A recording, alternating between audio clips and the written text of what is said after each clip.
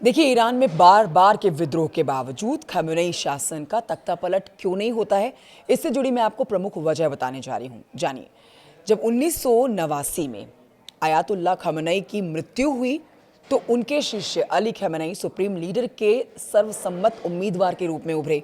Ali Khamenei 1981 के Iran के राष्ट्रपति थे। अपने शासन की शुरुआत में ही आयतुल्लाह खमेनेई ने व्यापक शक्तियां अपने हाथ में केंद्रित कर लीं। वो न्यायपालिका को अपने नियंत्रण में रखते, सरकारी टीवी के प्रमुख की नियुक्ति खुद करते, चुनाव उम्मीदवारों की जांच करने वाली गार्जियन काउंसिल के सदस्यों को खुद चुनते और आंतरिक सुरक्षा से जुड़े हुए प्रमुख मंत्रालयों के मंत्रियों की नियुक्ति करते। इससे कोई भी स्वतंत्र संस्था उन्हें कानूनी या फिर राजनीतिक रूप से चुनौती नहीं दे पाती है। ईरान के रेवोल्यूशनरी गार्ड्स कॉर्प्स और वसीश के कमांडरों की नियुक्ति केवल सुप्रीम लीडर करते हैं।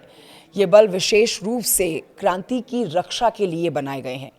समय के साथ इन्हें और मजबूत किया गया। इसकी वफादारी के कारण देखिए, सरकार हर बार प्रदर्शनों को कुचलने में सफल रही, भले ही प्रदर्शनकारियों के खिलाफ हिंसा बढ़ती चली गई हो।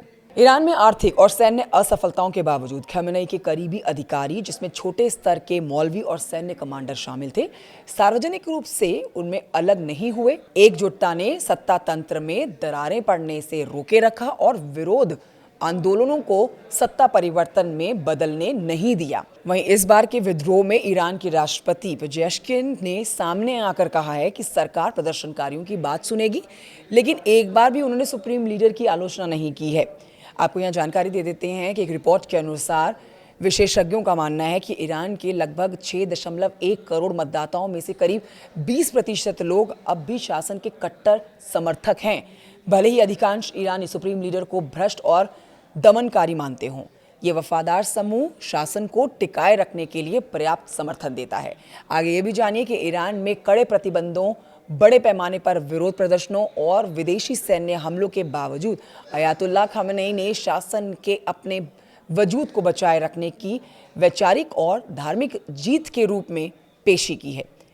उसने बार बार विदेशी दुश्मनों को जिम्मेदार ठहराया, इस्लामी मूल्यों की रक्षा से जोड़कर अपने दमन को सही ठहराया और समर्थन बनाए रखा।